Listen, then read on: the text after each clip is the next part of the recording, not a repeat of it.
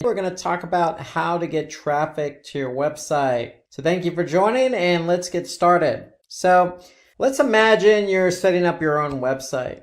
Okay, you're clicking away, you're developing using some good tools, you're developing, you're designing, you're doing some QA, you're testing, you're sharing with friends in an alpha version, and then finally your website is all set up. Congratulations. Well, when you hit enter and your website is finally published, what's going to happen? Well, a few days later, you're checking your website and you're looking at analytics and you notice your traffic's very low. Okay, well, you're scratching your head because you've done all this work with your website, but you're not getting any traffic. So the reason is you spent all your time developing and designing the website to make it look good, but you didn't do anything or any planning or any strategy around bringing users to your website. So the two go hand in hand. You just can't build a website without thinking about how to drive users to the website.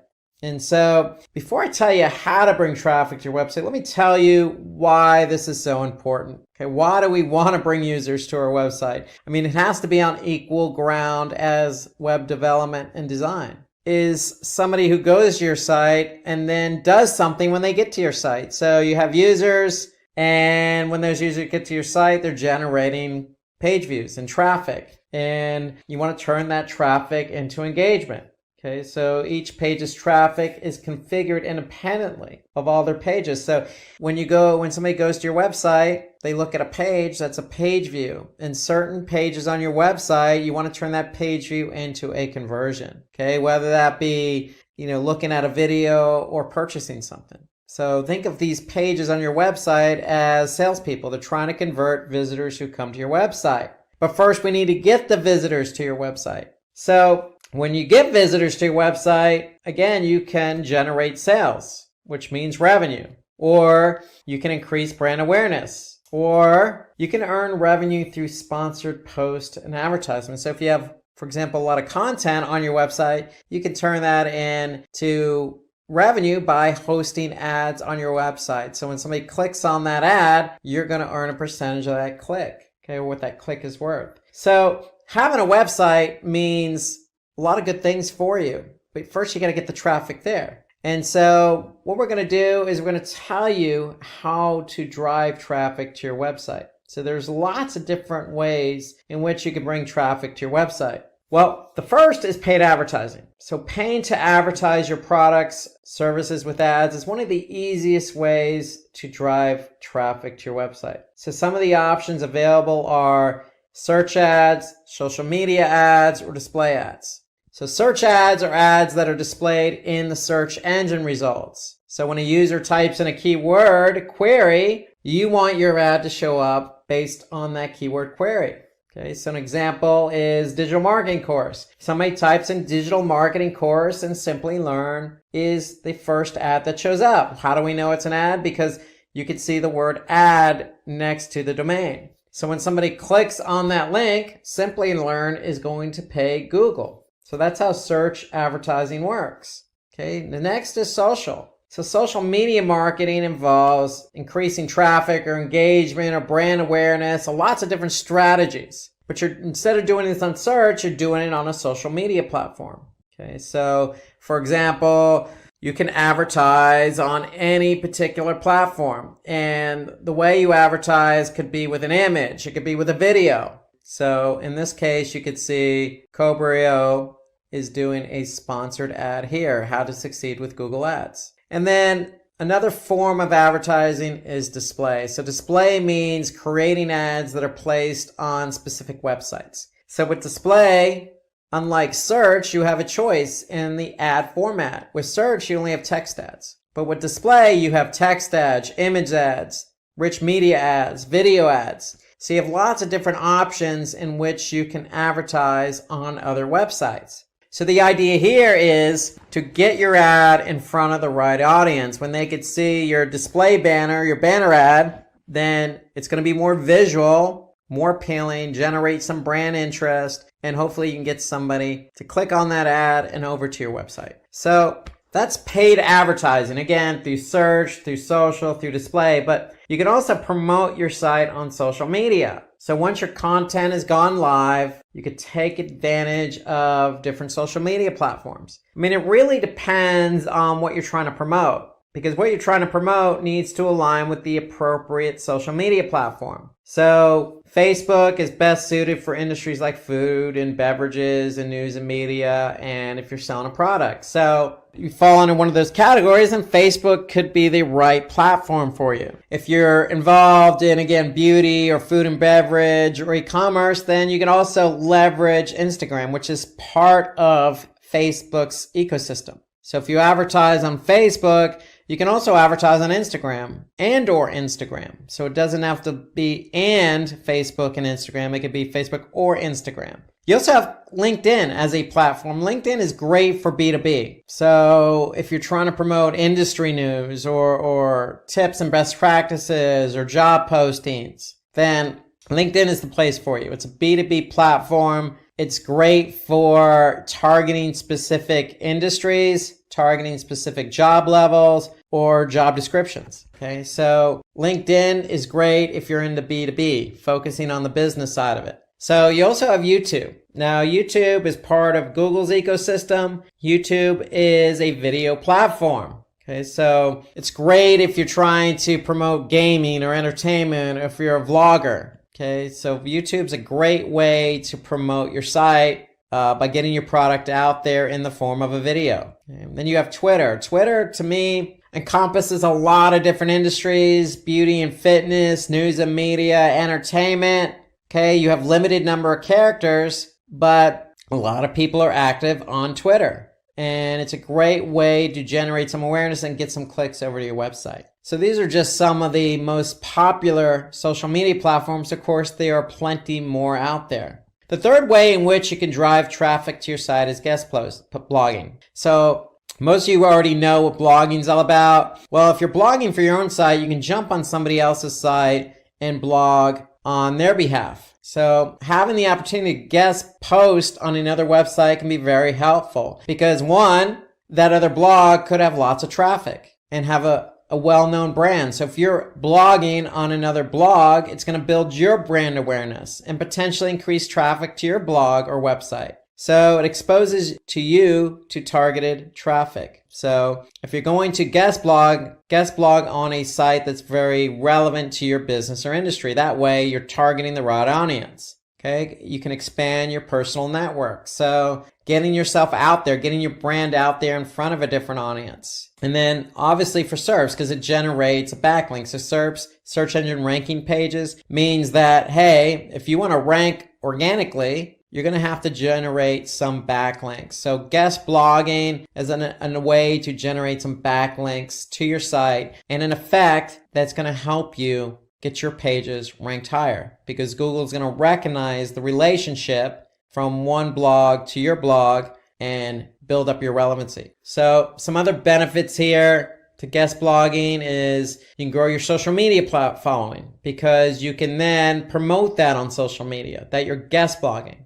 Okay. Again, you can improve your online authority. Okay. Because when you're guest blogging and you have recognition on that guest blog, if it's a popular blog, then that's going to help your domain and page authority for SEO. And then the end result is going to improve your backlink score. So there are a lot of benefits to guest blogging. To me, at the end of the day, it's just about reaching out to your audience, using another platform to do that in the form of a blog. And the results of that is going to mean more brand awareness for you in turning that traffic from that other blog into qualified leads. So you can also interview industry thought leaders. So that's another way, an interesting way to generate traffic to your site. So reaching out to thought leaders for interviews, okay, could generate some credibility for you and the other person. So it's reciprocal. So it means that you're active in the industry that you're in, and it allows you to engage with other leaders in the industry. And the indirect net result of that could be increased traffic, because if you do the interview and you record it, or if it's via video, then you can obviously post it on other platforms. And that could in turn drive traffic to your website. Obviously, just like guest blogging, it's going to increase your reach. So getting yourself out there. If nobody knows who your brand is and they know who the thought leaders are and they see you interviewing the thought leaders, then that's going to put you in front of these people. And so it's going to increase your reach. Another way to drive traffic to your website is just to make sure your website's responsive. And what do we mean by responsive? Well, we mean, does it work on multiple devices? Specifically mobile. So depending on the device, your website hides, shows, shrinks, enlarges, or moves content so that it conforms to the browser that person's looking at on for your website. So if somebody's looking on mobile at your website, you want to make sure that your website adjusts accordingly. So you want to be able to, test to make sure it's responsive. And so is content arranged based on importance? Okay, does it work across different browsers on different devices? And do the images, text, and everything else align just like it does on desktop? So there are plenty of tools out there on the web. All you need to do is just do a search for, check my website for responsiveness. So you can use plenty of tools to check to see if your website is responsive towards multiple devices. Why is that important? Because if somebody goes to your website via mobile and your site doesn't align properly or the content's all stretched out and somebody has to maneuver their browser just to see your website, then chances are they're not going to come back. Chances are they're not going to convert. Okay, so you want to be able to revise your device browser combinations. You want to make sure that everything works accordingly. You want to be able to test those fonts, make sure they look good.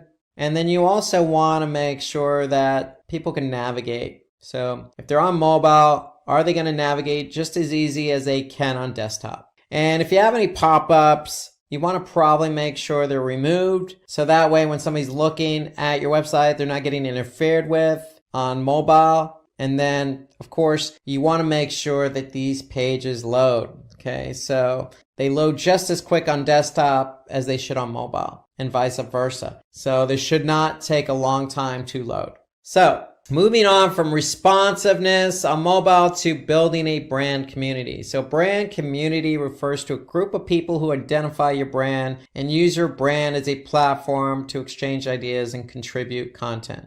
Some advantages of having a brand community are promoting brand evangelism and loyalty.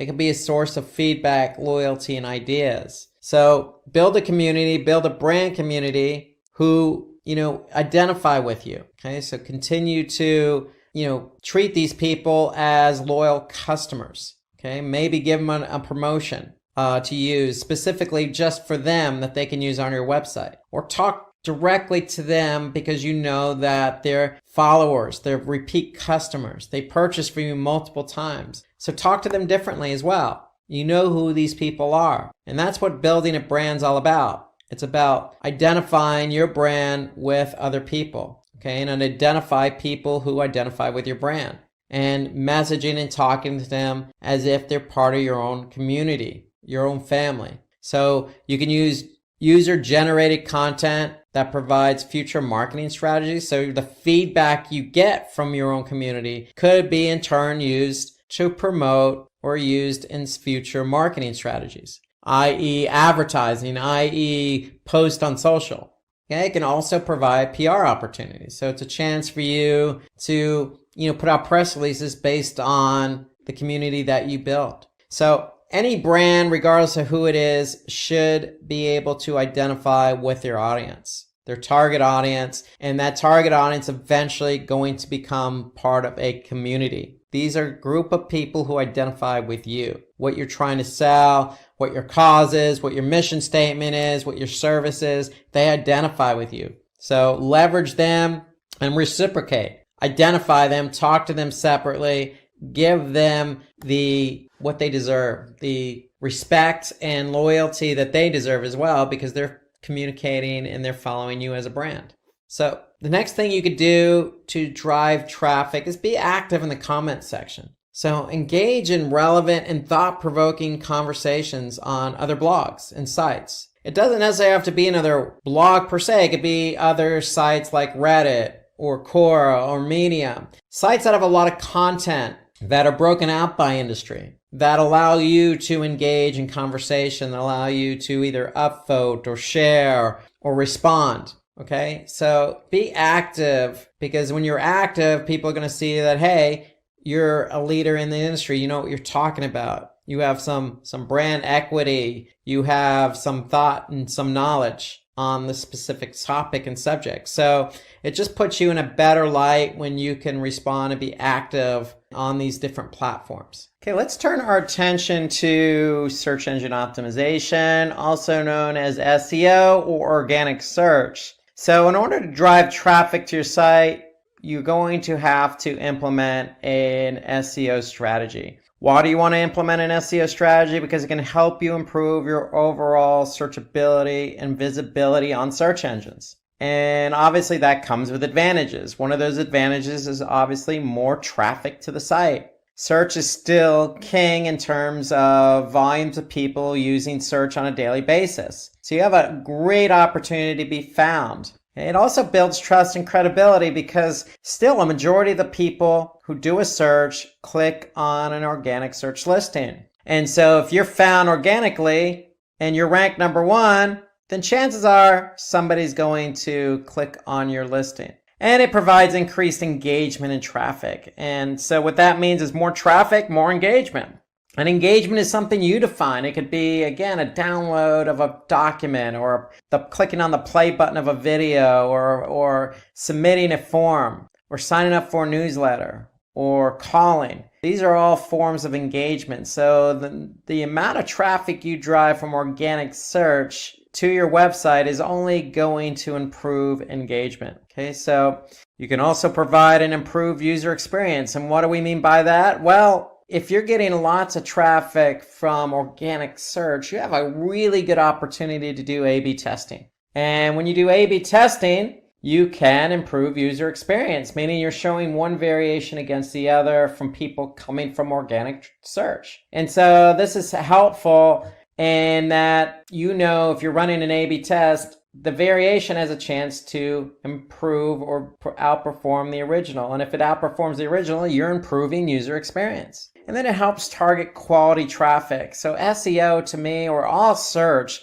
is the only medium in which you're meeting somebody halfway. You're addressing what they're looking for. So if somebody's looking for a pair of red women's Nike shoes, the 2019 model, and you have that particular product to offer, well, you have a chance of showing up via organic search. Somebody types in, women's red Nike shoes, size whatever, at the year 2019 model, then of course they're going to likely click on your listing, because you have what they're looking for. And that goes with any keyword, any industry, any business, any segment, any type of product you're selling. So again, you have a chance to really be visible for what people are looking for. And so that's the beauty of search engine optimization. You have a really good opportunity here to meet people halfway, to drive quality traffic, to get them to enjoy a good user experience, all the while generating engagement. And along with SEO, we want to be able to build backlinks. So SEO is a two-pronged approach, meaning you have two strategies in one: on-page and off-page. And so off-page involves backlinking. So backlinks are just links that direct users from other websites to your own website. So with that, inherently, it's going to drive traffic, qualified traffic to your website. Because if somebody's on a relevant website that's linking to yours, and they click on that link and go to your website, it's likely going to be qualified, meaning they're going to be relevant.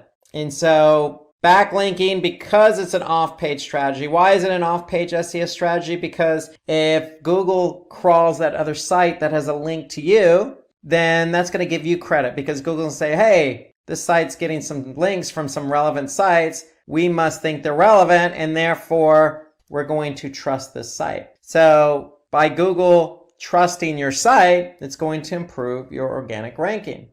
And with the organic rankings being improved, meaning it's going to mean faster indexing. So what does that mean? So you want to be indexed by the search engines. And so the quicker Google can find your pages, even if it's on somebody else's site, then that means they're going to follow that link, go to that page on your site, and take that page back to their servers to be indexed. Okay, so the quicker you can get indexed, the quicker you can get found. And then it helps with referral traffic. So again, we noticed that our efforts are on SEO, organic search, but if you're getting traffic from another website, hey, that still counts. That's referral traffic. Okay, so that's a side advantage to having backlinks, is good traffic from other sites. Okay, so those are inherently some of the reasons to do backlinking. Okay, never hurts. I mean, there's brand awareness reasons to being on other sites as well. There's industry leadership, meaning if you post content on Reddit, okay, you're coming across as an industry leader, but yet generating a backlink, which helps with SEO and referral traffic. So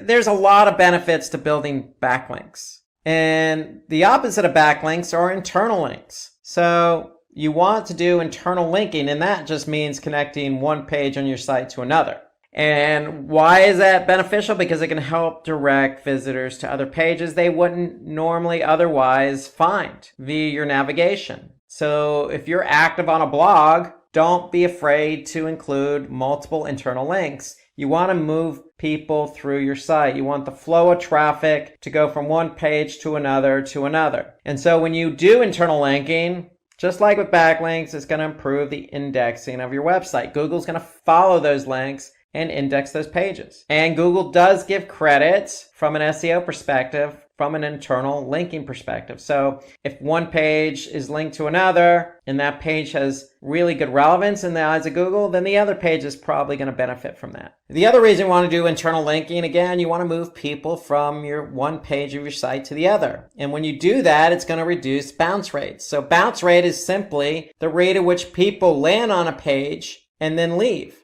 So if I have 100 people land on my homepage and only one person went to another page and the other 99 left the site, then that's a 99% bounce rate. So by putting internal links in place, you're helping people move from one page to the other and thus reducing the bounce rate. And that's what you want. You want to keep people on your site. You want to be greedy. It also drives traffic to older posts. So again, when we say older posts, we're really referring to blog posts. So if you have a relevant blog post and you're writing a new blog post, then link the two together. If it's relevant, link it. Regardless of how old it is. You want to show Google that these older blog posts, just because they were written a year ago, doesn't mean they're outdated and old-fashioned, okay, or useless. You want to keep them alive by linking to them. So to me, that's a good strategy for internal linking. Link to older blog posts. Show people you're an industry expert. You've been doing this for a while, and then you have lots of content to share.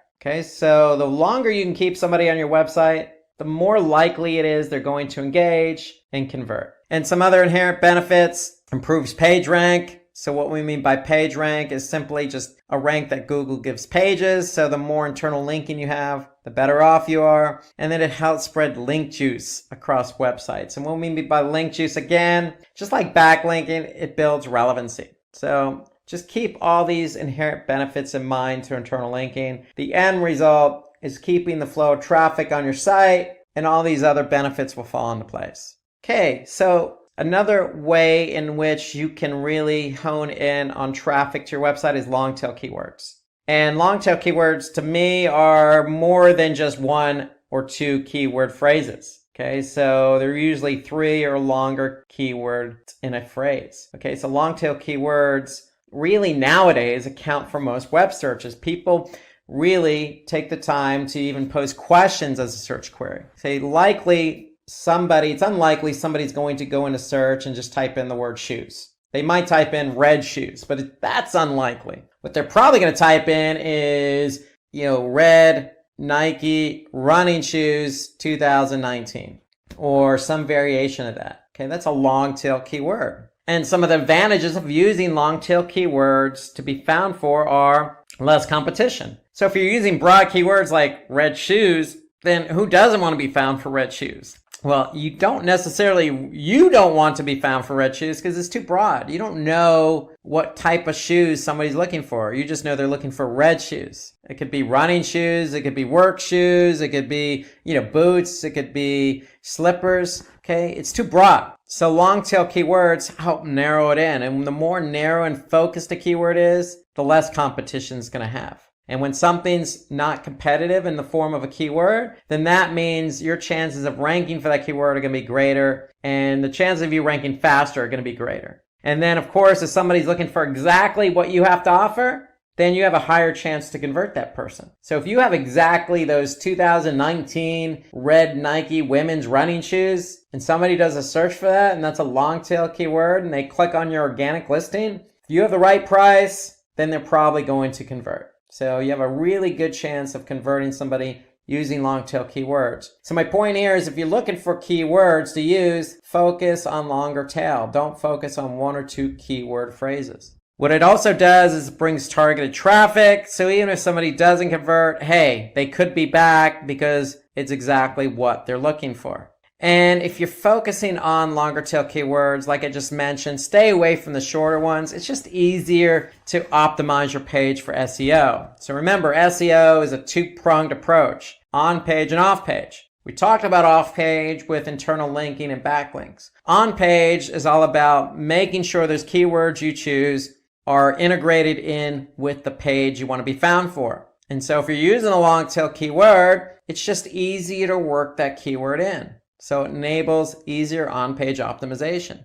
Okay, let's switch away from SEO to email marketing. So let's focus on email marketing as a form or method of driving traffic to your website. So email marketing has been around a long time in terms of digital marketing. Why? Because it provides an effective way to convert leads into sales. Why? Because you can send personalized emails to a target audience. So when you send an email to somebody on a regular basis, you know who that person is. So what are you doing in the email? You're writing a specific message to that person. Well, email marketing is the same thing, except you're just sending an email to a larger group of people. And when you send an email to a larger group of people, you're still going to personalize the message, right? You're not going to send a generic email to 1,000 people. Okay, nobody's going to do that. So make sure your email is targeted. And if it's targeted, it can be cost effective.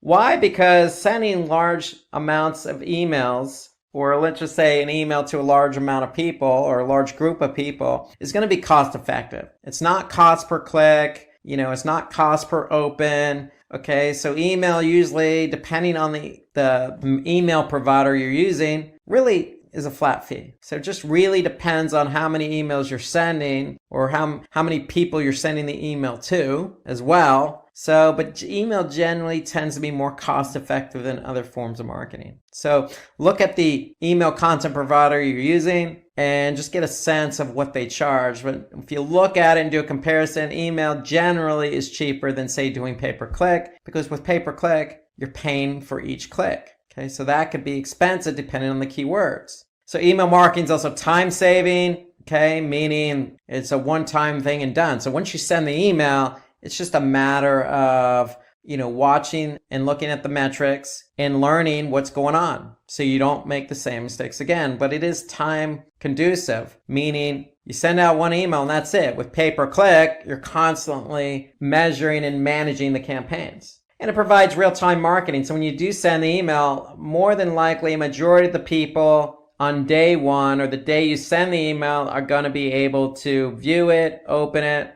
click on some of the links, and convert. So that's normally what happens in email. Majority of the people open it on day one, and it kind of tails off from there. So think about it as real time. So when you send that email, and if you have 1,000 people on your email recipient list, break it up. Send the first 500 first with a different subject line. And then you can see the data come in. And if you don't see the good results from the subject line or the body of the email or, the page you're going to, then make adjustments before you send the other email to the next 500. So that's a great thing about email is you can break up the email into two groups. The first group and then the second group with different subject lines. And you can probably send them a little bit of time apart. That way you can learn from the first email. Because with email, you are generally going to get results right away. Okay, within the first 24 hours. So that's a great thing about email.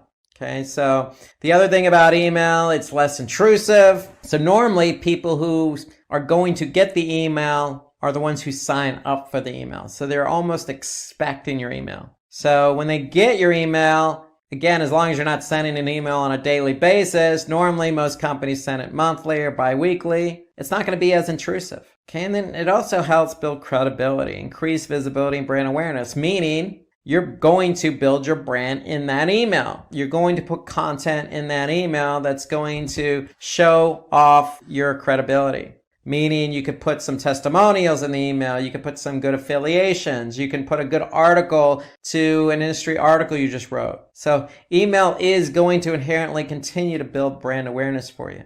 Okay, and it's an easy way to track ROI. So if you're e-commerce, it's pretty clear. You send the email, somebody opens it, clicks on it, checks out and purchases something, it's easily trackable because you could track it right from that email. So one thing I want to say there is just if you do send an email, make sure you're tracking that campaign. And you want to be able to use an analytics program like Google Analytics. Okay, if you use Google Analytics, you're going to be able to track when you send the email, who clicks on it, and who converts. So you want to be able to measure an ROI for these emails, and you can. And that's the beauty of email marketing. Okay, let's move away from email marketing to webinars. So webinars, great method for effective social media promotion. It's a great way to bring traffic to your website. So why do we recommend webinars? Well, because it provides direct contact within your target group. What do we mean by contact with your target group? Well, you're going to host a webinar and you're going to invite this targeted group of people who are interested in your product or service. So if you have a Facebook community, you could do a Facebook Live event,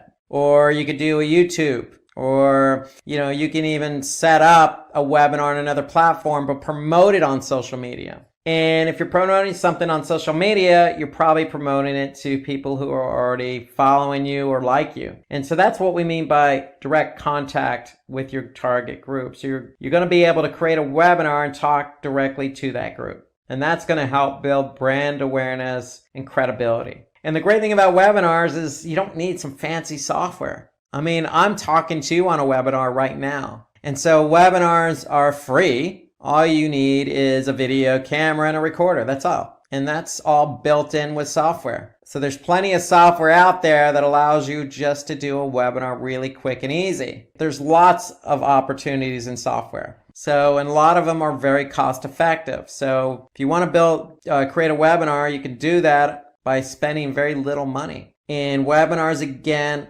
allow you to talk to your targeted group, your community, maybe prospective clients. It helps build credibility and, in effect, drive traffic to your website. And when somebody does attend a webinar, they're likely going to be highly engaged because you're inviting them, they're going to opt into the webinar. And the great thing about webinars is even if they don't attend the webinar the day you have it, it's going to be recorded. So they can always go back and watch it. So whoever watches the webinar is going to be engaged because it's going to be a topic they're interested in. And then users are likely to become prospective customers. So having a webinar, talking about something inherently interesting to maybe a larger group of people, you can promote that on social media and potentially get prospective customers to sign up and watch the webinar. And if you do, they're going to be engaged and then take the next step. Oh, I like what this person has to say. They seem to be credible. I like their personality. I like their brand. I like their product. I'm going to go check out their website. Okay, so webinars allow you to kind of pull in more people as well as just your community because you can promote the webinar and you can promote it in advance and you can leverage social media for that. Okay, so something related to webinars is incorporating video content. So videos have been proven to be a really good way to attract new visitors. And it makes your website very engaging when you have videos on your website as well. So if you create video, you have an opportunity to post it on various video platforms like YouTube or Vimeo. Okay, there's plenty of video platforms out there, or just embedded in a blog post, or embedded in a Facebook post, or a tweet. Okay, so you can do a lot with video. And having video on your site is going to increase engagement. Okay, when you increase engagement, good things happen. That's going to lead to increased conversions and sales or ROI.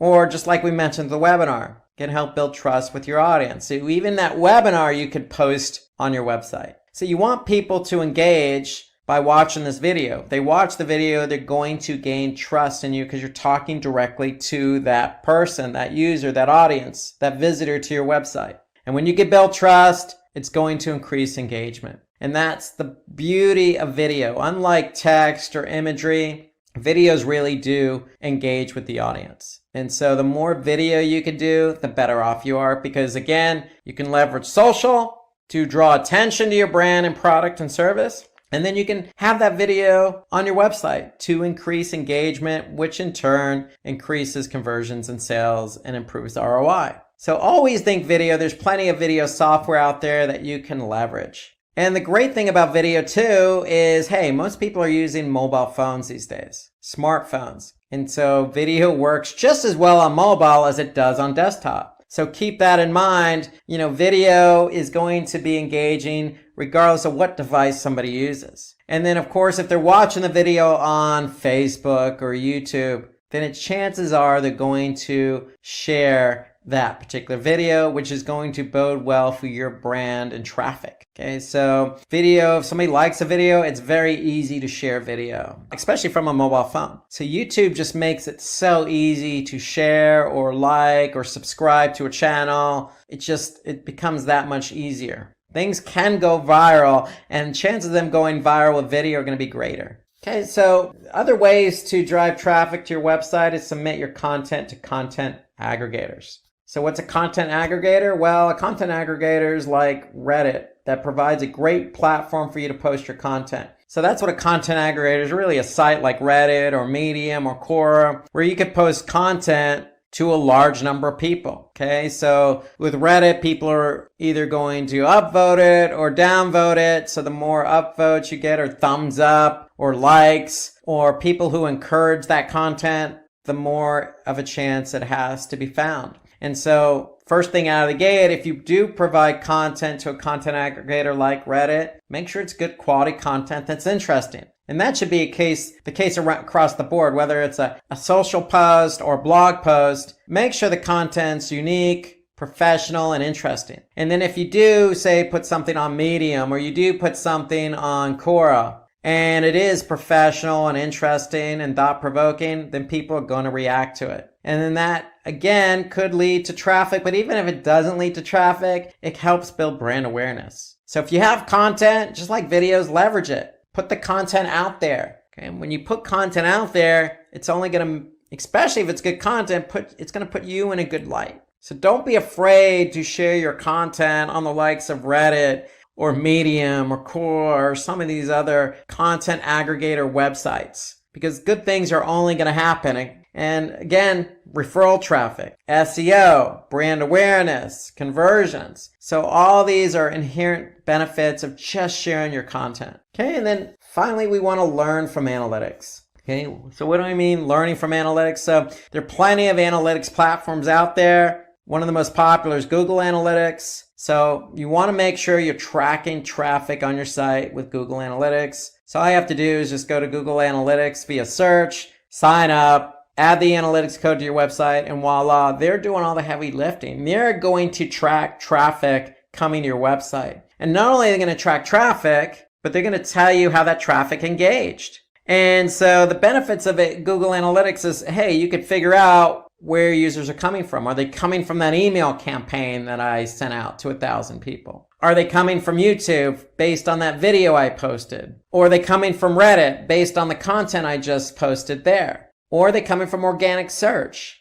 So Google Analytics can help us understand how much traffic we're getting from organic search. So it'll help us measure our SEO efforts. And then with Google Analytics, you could segment. So we could segment by mobile, we can segment by desktop, returning user, new user, by campaign, by page, by language, by city, by region. I mean, there's so many ways in which to segment your audience. And segmenting simply is breaking up the entire group of people who come to your website into different segments based on what you want to see. So if you want to look at, females between the ages of 18 to 24 who come from mobile via organic search, that's a segment. And you can look at that information in analytics. If that's your target audience, then you could see how they're performing. Okay, so there are a lot of benefits to Google Analytics. Definitely want to take advantage of segmenting in Google Analytics. You could look at your competition, so there's a benchmarking report. The great thing about Google Analytics, you can also look at content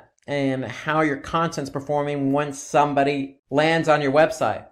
What page are they spending time on? What page are they engaging on the most? Okay, what pages have the highest bounce rate or the lowest time on page? So you can really determine what pages work best. And then, of course, the end result in analyzing all this data is you want to be able to fine-tune your website. So take advantage of the data that Google Analytics or any other analytics platform is giving you by learning. Once you learn what's going on with your website, you can make adjustments to your website to improve user experience. Okay, so we went over a lot of different ways to drive traffic.